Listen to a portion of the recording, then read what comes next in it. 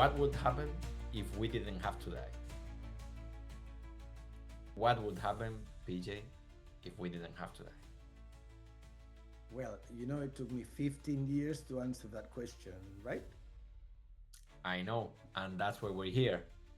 This is Foreverness. What is Foreverness, PJ? Well, fairness is a huge project, I would say. And at the base of this project is the book, which took me so long to write, Antes de que el tiempo se consuma, the title of which will be Foreverness. And my dream was always to transform that story into audiovisual universe, film series, different films, different stories. And the project is so big that we have to start very small. And well, that's what we're doing now, right? Correct. So, But before we get into that, I would like you to answer how did you came up with the idea of of this novel, of this book? well, this book started when I was speculating on, this is 2005, and I was speculating of how could you achieve general artificial intelligence by generating a set of software entities that will check on each other to improve the way in which human language can be summarized, and basically how concepts can be derived from sentences. A completely different approach to what route right now is being used with for, not a different approach, but slightly, it's a slightly new concept. And then I realized that it would need a lot of time to get to the point where this machine would be able to process language like a human. And then this machine would replace, you would replace every part of the machine, new memory, new CPUs, and then it would become an immortal being. And for some reason, then I realized that in humans, you could do the same, replace every molecule, every cell, and then keep humans alive. I thought, why not? There is no fundamental reason why the state of youth cannot be preserved in humans. It may be impossible technically, but there is no fundamental reason why the state of youth could not be preserved. And if the state of youth is preserved, then would be de facto become, quote unquote, immortal. Of course, if they shoot you, if a train runs you over, you will always die, even if you're young. But the state of youth will make you live forever. And I'm pretty sure that cancer and other degenerative diseases will be healed in due time. So then I thought, okay, we've got the possibility of immortality. And I asked myself, what would happen if we didn't have to die? And then I started writing and writing and writing. And then the story came up in my mind, and only saw the story's end as a magic number 3 million years from now. So I started building this possible world. Remember, I am an engineer. I'm an engineer and I'm a materialist person. Like, I don't believe in fantasy, I don't believe in magic. So in order to make my story possible, I had to resolve all the technical questions that would allow us to go into the future, cope with Earth's overpopulation, live in space, live in other planets, go to other stars, intergalactic travel. And what would happen to humans if they have been living for 3 million years, for God's sake? What would happen to you? Would you be able to learn? Will your brain get saturated? How would you have to say, hello to someone in order to remember it when your brain is saturated. Of course, this is all speculation, right? There is no one's lived so long, so but that is the book, a detailed answer of how would the future be 3 million years from now, starting at the end of the 20th century and building step by step the universe of foreverness. And PJ, this book respects most almost every known law of physics, right? Indeed, indeed, there is a poetic license. There's a poetic license where I introduce a parallel between electromagnetic forces in superconductors and a hypothetical material structure that would interfere with the gravitational fields. But that is really to make things beautiful in the novel. Like it doesn't change the story at all, right? It just, but the rest, principles of relativistic physics and quantum mechanics and everything I know as an engineer, PhD in solid state physics, is respected. For me, that was very important because I don't believe, and I think this is the same with you, right? That you don't buy Was into fantasy. exactly. I wanted to add that like the fact that I'm not. I must admit that I must confess I'm not a fan of fantasy novels. Like for me, it's very difficult to. I guess I could do it, but I don't enjoy making a huge leap of faith and um, getting myself into I don't know year 5,000 in a faraway galaxy or a faraway star. But I must say that in your novel, you take it from you said it yourself. You take it from the 90s, end of the 90s or early 2000s, and it's very easy to relate to that. And then everything you explain, especially at the beginning, things make sense, and it seems like a very serious novel in that way. So it's easy to buy and buy and buy step by step the things necessary for for living yourself, for seeing yourself in that reality where we achieve this technological and this yeah life science advantages, no, and yeah. And the thing So is, because I built a complete new universe. mhm. It's this universe, but a different condition of the universe. Then I saw how all the time when I'm telling the story, I was asking myself, what is happening in other parts of the universe? The book is 860 pages long, which is makes it a very dense novel because in order to tell the story of 3 million years, you really would need the Britannica. You know, Mhm. you'd need thousands and thousands of pages. But because it's a sort of a linear story, not really linear, but then there's just a reduced number of characters that take us through the story. There's always new characters that come and go, but there's always the same set of characters that live through this time. Most of them, you know, it's like the I realized that I've set the rules for a whole new universe. And then I thought, oh, I'd like to see this on film. I've always wanted to see this like on the screen and see and develop different stories and that's why we're here, right? To put this story out there and to be able to create the possibility for this audiovisual material about these films about that to happen, right? That's why we're here, yeah. That's yeah, exactly, that's actually why we're here. We want to make this novel.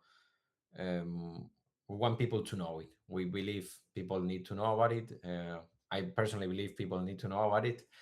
I think people would love it. It would make people wonder about the possibilities and how things could develop in the future.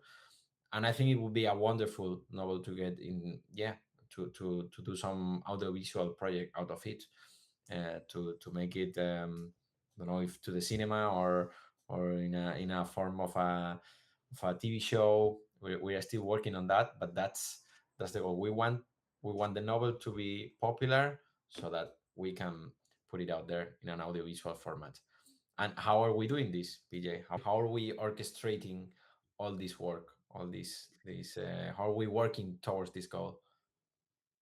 I think we are being at the same time very realistic and extremely ambitious, because I think we are realistic because we understand our limitations, that to do anything serious in the movie world, we know because we are Tantú films, and we've been doing films for 20 years now, short films and web series and stuff. So we know the amount of money that's required to do this. So we are realistic and we have to start small, but we are extremely ambitious in the scale of this project, right? Because I think at the heart of the project, you'll find the foreverness.com website Hmm. that is the mothership, the container of all the project. And all of the elements of the project will be just pinging back to this website. So in this website, you can find elements about the story, elements about the characters. You'll start to get the characters of the film, how they look like, what their life is, when were they born, stuff like that. We're going to create these with artificial intelligence. We're going to create small teasers We are of creating those teasers already. that's right. There's already something out there. You can see it in our website. We are creating artificial intelligence generated pills. We call them pills of foreverness pills, where you will be able to see the aesthetic of a potential film or series, right?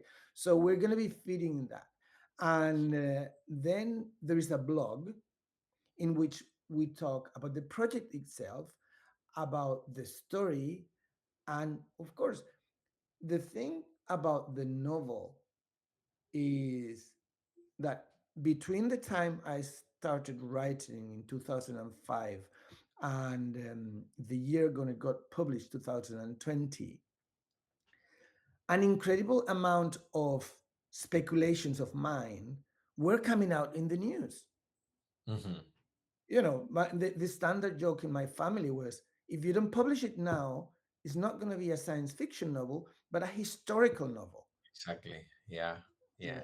Absolutely. So Every day I get more nervous because it seems like the news are catching up with Foreverness.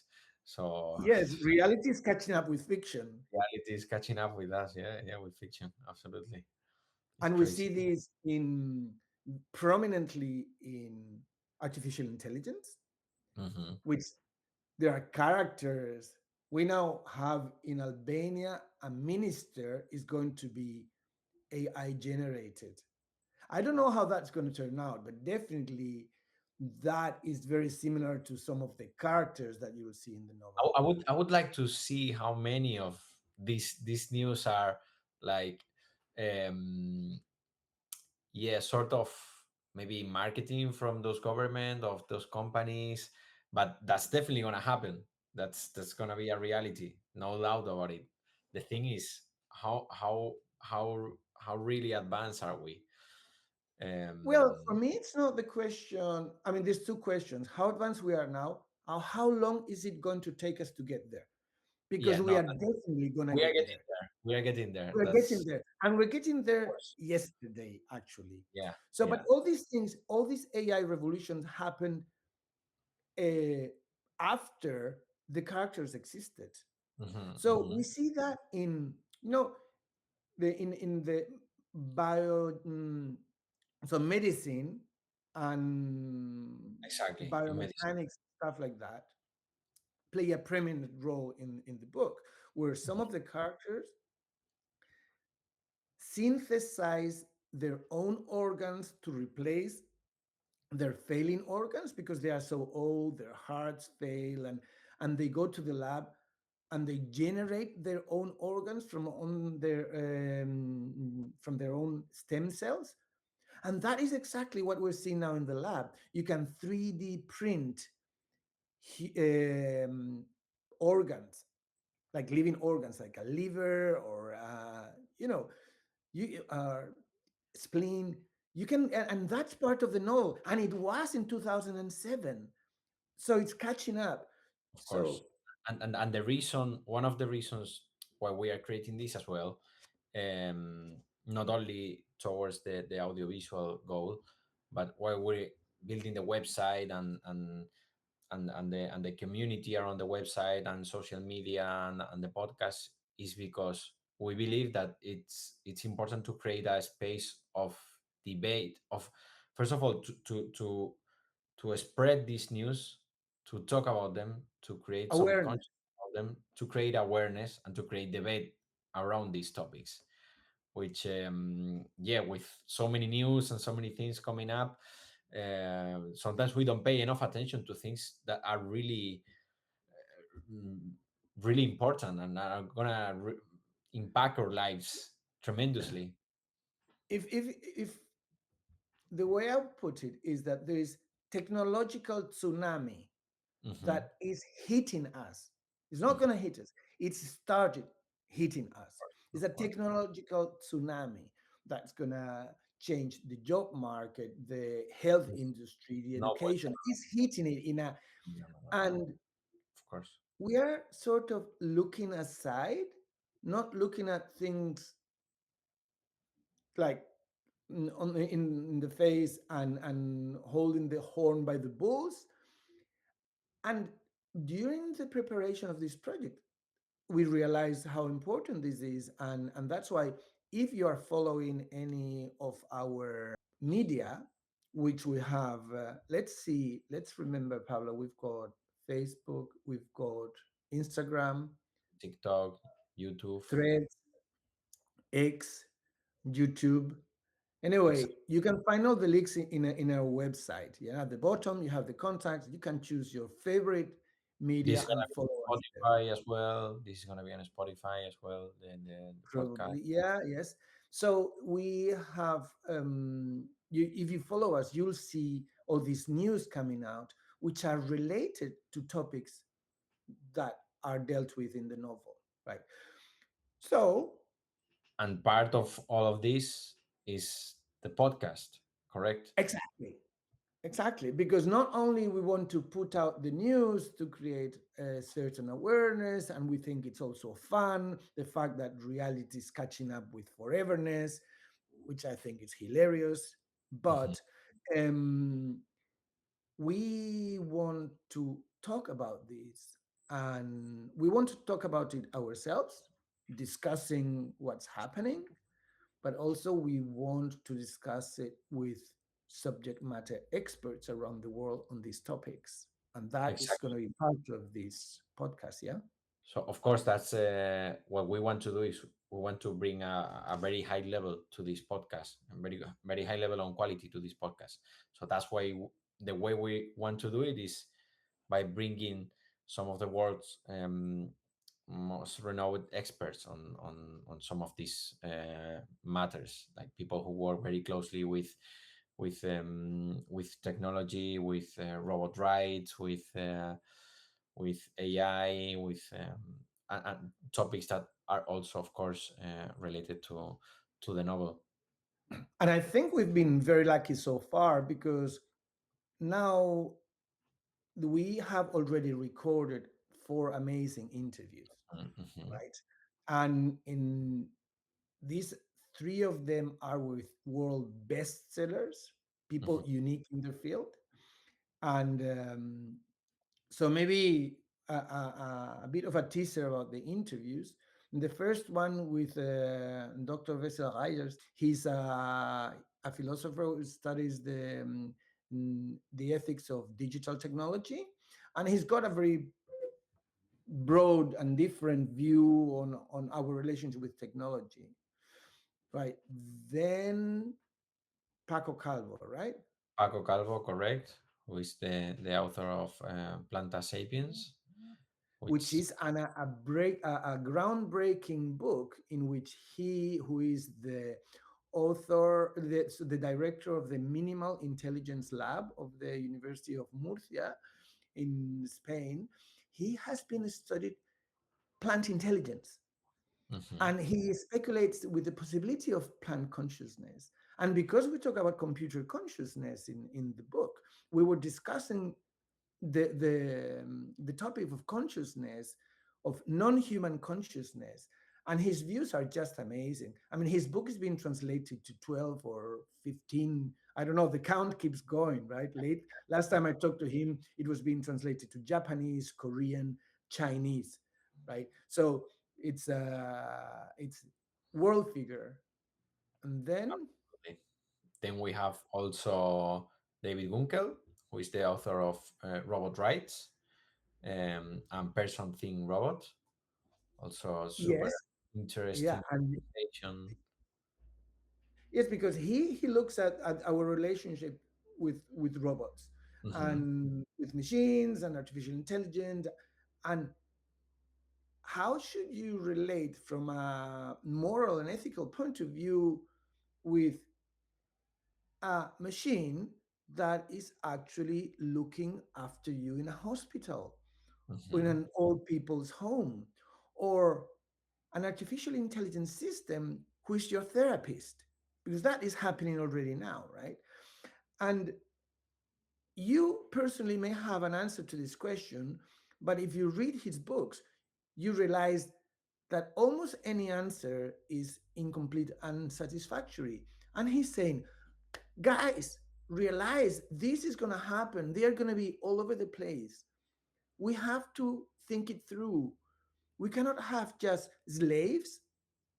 Slavery has never worked, and this is happening and it's going to happen. And yeah, Yeah, no, no, it's a super, super interesting conversation we had with him.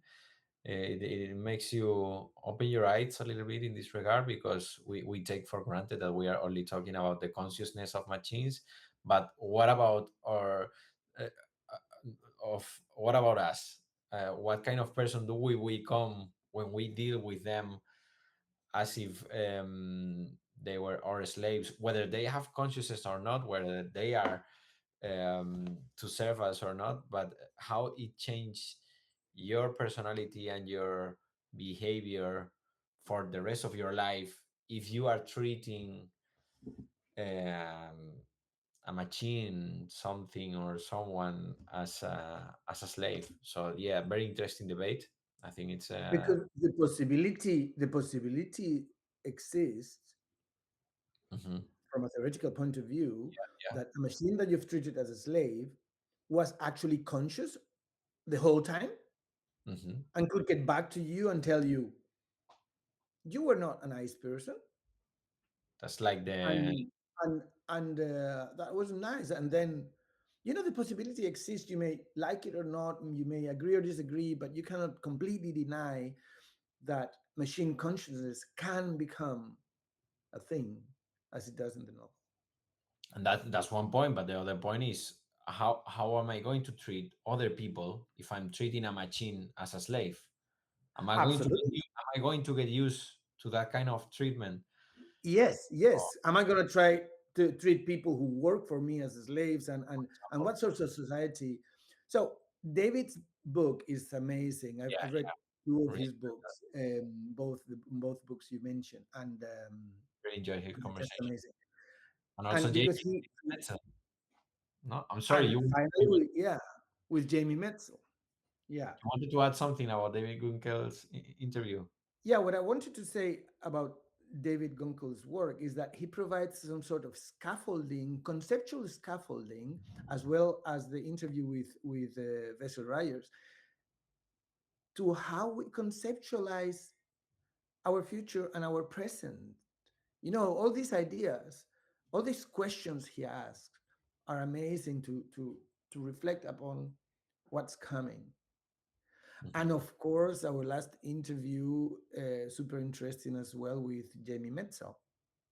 Jamie Metzel, who has been advisor to the World Health Organization in a council of 7 experts, if I don't remember, Yeah. if I remember right, on, on genetic therapy. Is that right? No, it's manipulation of human embryos. Manipulation of human embryos. Correct. Correct. And Which is a also, topic of the novel as well, remember? This is a it's topic of the novel. Yeah. absolutely, absolutely. I know, and he has a brilliant background. Like he's been advisor also to the U.S. Senate, to the White House. You know, his Prolific writer. background is also, it's also brilliant, and yeah, very very dynamic interview, very interesting novel that he has written, very interesting book that he has written, which is Super Convergence, which is precisely about the all the waves of that are coming, the technological, the advances in the technology field, in the health, Yeah. Most specific in the biotechnological field, in the like biotechnology. both on health, food production, basically those two topics in different aspects. And of course, life extension as well. He doesn't get much into the possibility of immortality at all. He's not only a very interesting job, he's a world-class subject matter expert. And we have been so lucky that he's accepted to be with us. And I suppose that you can only expect to get more of that same sort of quality in this podcast. Absolutely, absolutely. He was also on Joe Rogan's podcast, so that automatically bring us closer to to Joe Rogan's podcast. But no, yeah, absolutely, super interesting chat, super interesting conversation with him as well. And we are working to bring you also many more interesting people to the podcast with fascinating topics, and we hope that you learn a lot with these conversations, with these interviews, and also to make you wonder, and to keep you thinking about this future that is already within us, basically. So basically, the in any of your in your favorite social media, you will be able to follow what's going on. But at the core, if you follow our blog, you will always know what's happening. A new podcast coming out, what's the content of the podcast. You will know, are we about to release a new Foreverness pill? So some video content. Um, is there anything? We are also giving information as a tour guide Mhm. to the universe of Foreverness, how you would travel in that universe, and many things. So everything will be really in the blog. Everything can be linked to from the website, and as you see, the content is going to be very different, from telling you how a character is to having a deep conversation, hopefully with someone who can tell us how likely immortality is in the foreseeable future. So we hope that you're going to enjoy being around us. Absolutely, absolutely. No, fantastic recap, PJ. So yeah, stick to us to learn about foreverness, to learn about how the world is gonna look like when we achieve certain events.